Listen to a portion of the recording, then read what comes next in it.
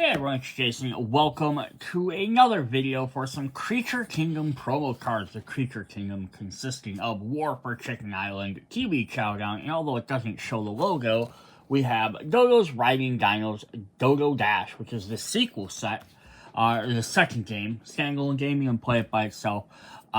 We have a bunch of promos that came out for this. I picked them up from the web store. You're actually going to get a big giant pack because it's going to have some foreign language, a set of cards in a foreign language as well. Yeah, so if you get the pack, like, why is it so big? Because you actually technically get two sets of cards. But I think there's like 23, 25 cards. I don't remember the exact number. But it's cool because you get some new cards for all these different games. So I'm going to start with Kiwi Chowdown. We're going to look at some of their cards first, and then we'll jump into each of the other two games. So I'm going to zoom my camera a little bit closer. So the first thing we're going to get, and up at the top, it's going to have a promo symbol on there just to show this off. So some of them have different notifications or different things to say what they're from. This just has a promo. So first one we're going to get is Burbus. So this is Burbus, and then we have a set C here. So during the base thing for Kiwi Chowdown, every character, every one of your leaders has two cards, an A and a B. So you get two different options. This is going to give us some C for them, which I think is a really neat way to do this.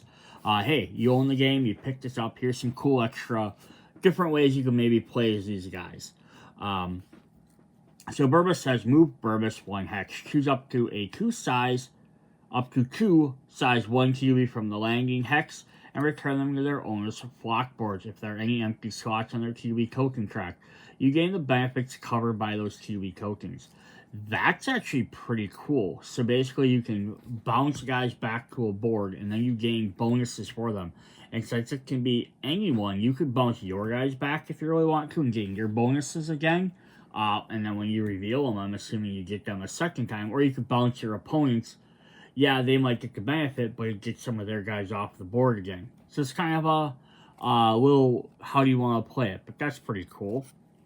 We have Chow for option C as well. Move Chow 1 hex. Move exactly 3 Kiwi of any size from the landing hex. Return it to the bag. Turn to the bag 2 of your fruits if possible, or 1 if you just have 1 fruit, or none if you have 0. So the drawback is you lose some of your fruit, but you get to destroy 3 Kiwi of any size. So obviously if you have no fruit or 1 fruit, like, it has a lot less of a drawback. You can definitely take out some of your characters' stuff. But then the other hand is if you don't have an opponent's Kiwis around you, then basically this ability is kind of useless because you're obviously not going to use it and destroy your own stuff.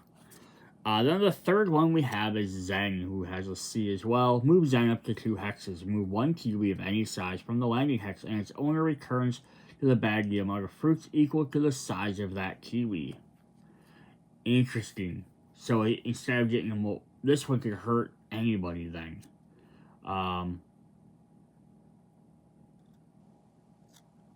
Yeah. Okay, that's pretty cool. Yeah, there's some different variations on each character. So that's kind of neat.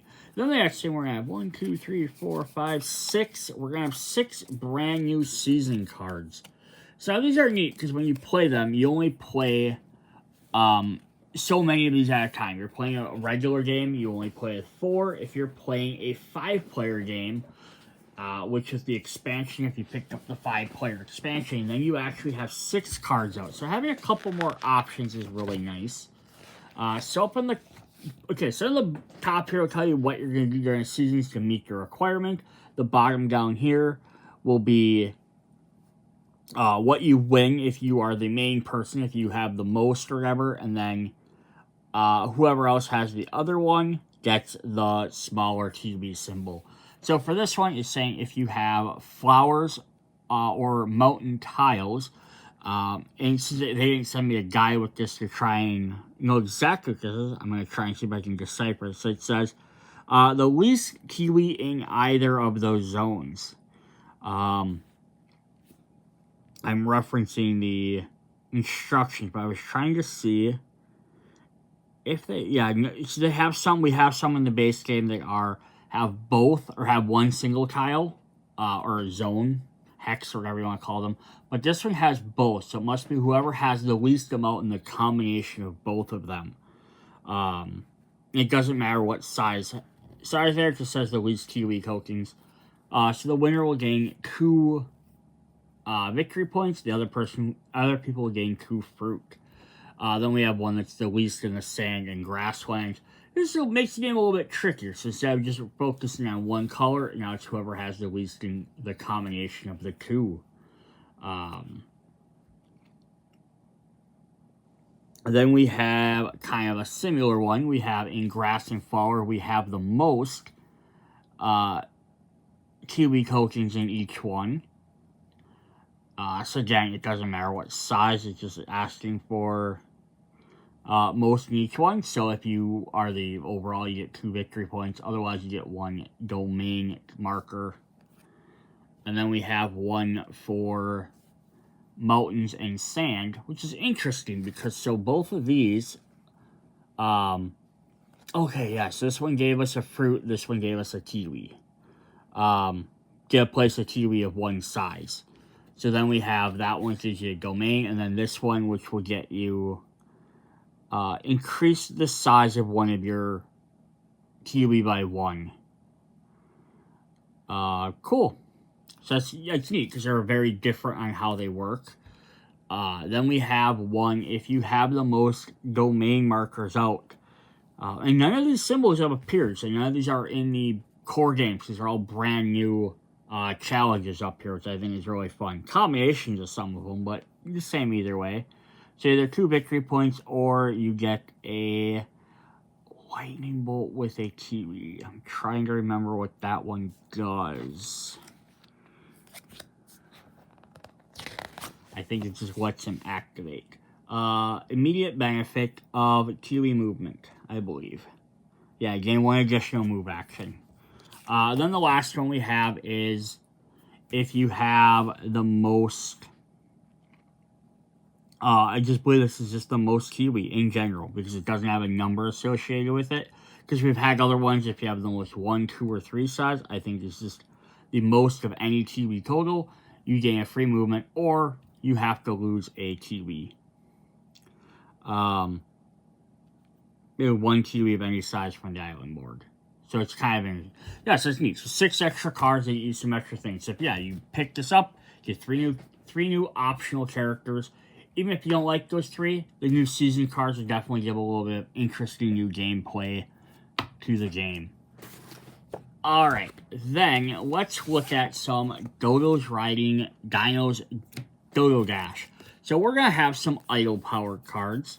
So these are acquired if you play a card that lets you flip the new Dodo idle. Now, if you have this game and the original, you can always definitely mix them together, add those movement cards in there, and then you play it, you flip the little meeple or token for the Dodo idle, and if you hit something, you get an idle card, which doesn't give you like a static ability.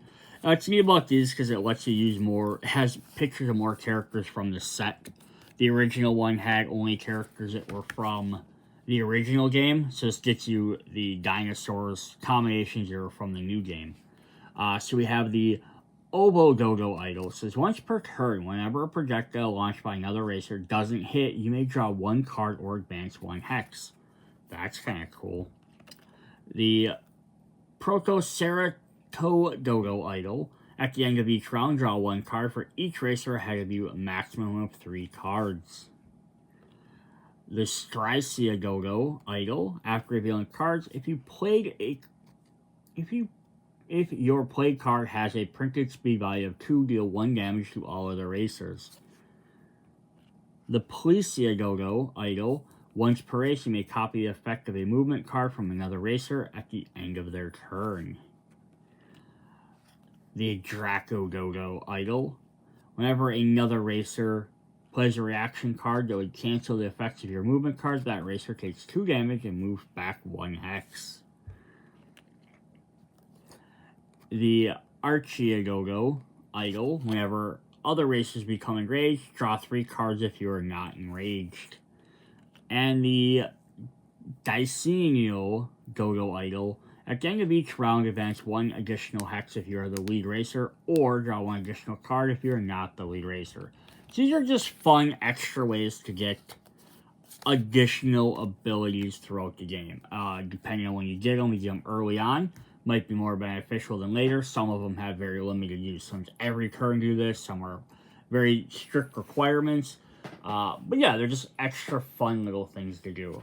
Then we also get some charm cards, which are potentially negative. And so these are, if you're playing with the charm tokens, is when you get them, you roll a die. If you roll a 5 or a 6, you draw one of these cards instead of getting the other effects. So we have the Paradodo charm. For each racer, reveal a movement card from the deck. Starting with you, the following clockwise, each player takes one of the revealed cards into their hand. So again, not necessarily a bad thing. This is giving everybody else a card, but you're also getting one yourself. The Cryanododo charm. Each racer takes different projectile tokens, simultaneously launch them as a banana, feather, or dodo, your choice, of 2 damage and no additional effect. Interesting. So this is kind of crazy because if you pick them up and you launch them, how you would launch those particular ones. So like the banana, you have your elbow on the table and you kind of do like a flicking motion. The dodo's on the back of your hand and you do kind of like a sideways toss. And the feather, you gotta put in your hand and kind of toss up in the air. So 3 different ways to do it. But the fact you can pick any other token can make a big deal, because also if you're doing the log or the meteor that way, which are a little bit bigger, they have a much better, possibly a better chance or trajectory of hitting them, because they weren't kind of like designed to be moved in that way. So it'd be very interesting. And then the last one we have for this is the Obo Dodo charms. You get one for the eggs. Take all racer cards in play, including yours, shuffle them, and randomly deal 1 to each player. Until the end of the race, players keep playing with their new racer. Wow. That's crazy. So I can, like, completely change the game. Like, again, could be positive for you, could be negative. Because you still keep, like, your idle cards and stuff like that, but all of a sudden, if, like, you're in last place, hey, you have nothing to lose. You can all of a sudden be in first place. But on the other hand, is you might not get an ability that you like. Something like that. It's very possible. That's pretty cool. Again, just extra fun cards to add. If you only own the first Dodos game, or if you own the next one coming out, which is the first race, basically these cards won't be useful to you because you won't have the tokens or the cards to summon them. Now, the idle cards, you could easily just say, hey, we're just going to shuffle these out and give them everybody's random as an extra ability. So that those could easily be implemented in the game. The 3 charm cards, though, without the ability to draw them, don't work, but you could always just make a rule that do some rule or something like the end of every round. Everyone draws one, but if you only have these 3, it's not going to be as fun, especially with this one, and you know it's going to come up by round 3 every time. But that's what it is. Sometimes games, require expansions, and promos work towards expansions. Nothing wrong with that. Alright, now the last set we're going to go for is War for Chicken Island. So, to start off, we actually have some new leaders. Now, it's very interesting with this is because so far, every single leader in the game has had a token or a miniature at some point, with the exception of we had one dinosaur from Dodo Dash that doesn't have one because it got included as a promo card, and it's going to come out in a later set.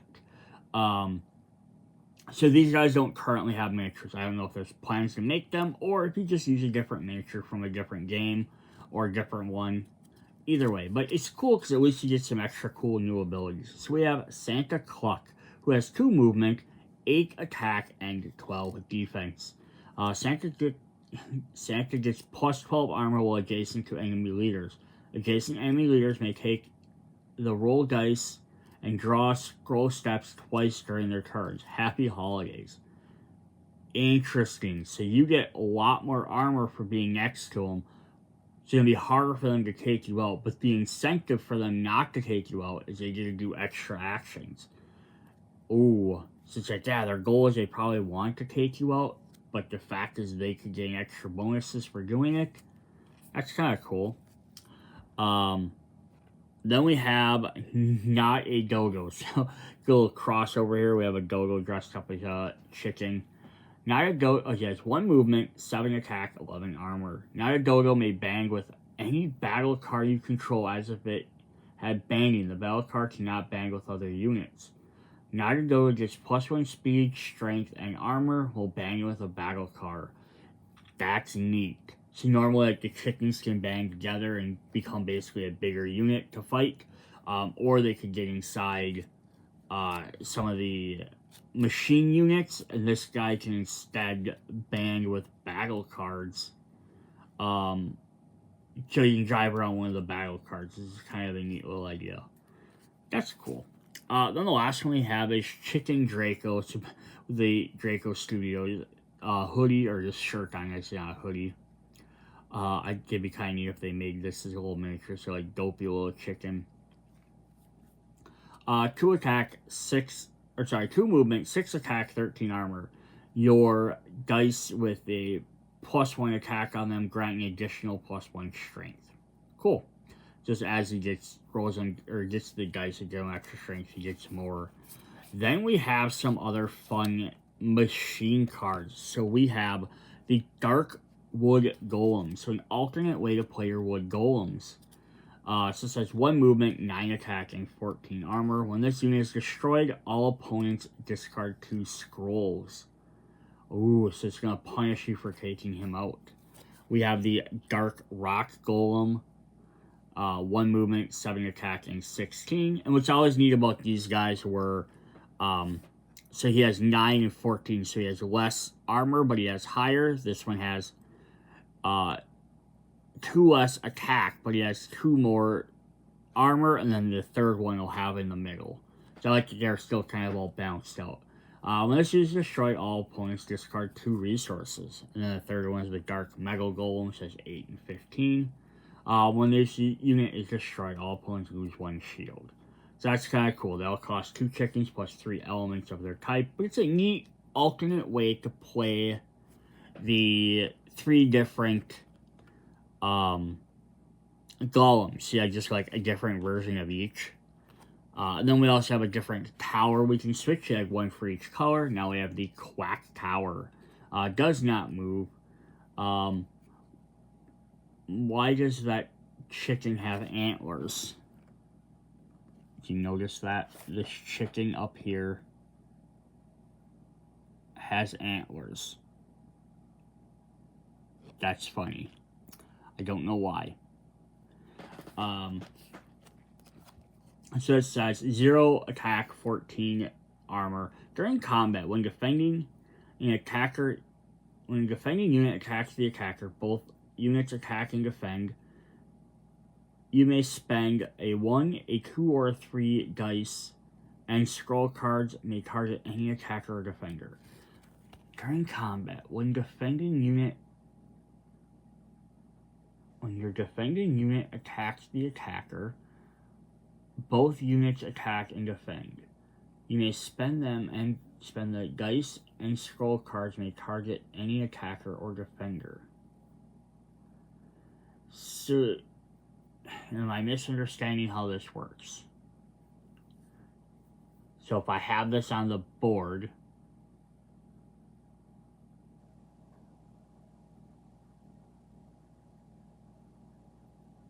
so long as it's on the board, I can have other guys help out. I'm not sure. Maybe I'm just not understanding how this card works. Either way, it's a new tower. This is kind of cool, because that way we have 1 for each color plus a new one. Then the last one is a reference to their other game, like little sequel spin-off game for this, which is Regroup Chicken Army. So then they added a card that's kind of based on this, which costs 6 chickens to use your entire chicken stack. 1 movement, 15 attack. This is pretty dang powerful, and 15 armor. For effects purposes, after building this unit, it counts as a single chicken token with 6 pilots instead of a machine. Neat. So it's a machine card to create it, but then it basically works as like a stack of chickens, but it's a lot more powerful than just your regular stack of chickens. It also would have been neat if they had 6 chickens on there. We got the shield one, the mage one, we have 3 sword ones, so it's 5. We don't have a 6th one, which would have been made a little bit more sense, but still very, unless that's one supposed to be behind that shield, because there's an oddball leg sticking up there. I'm not for sure.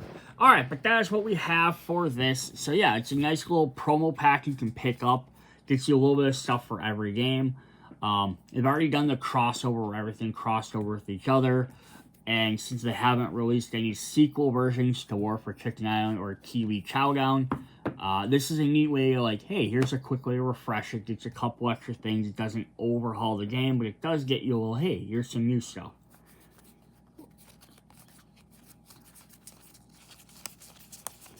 $19, $20, $21, $27 cards. So not a bad set, a stack for each.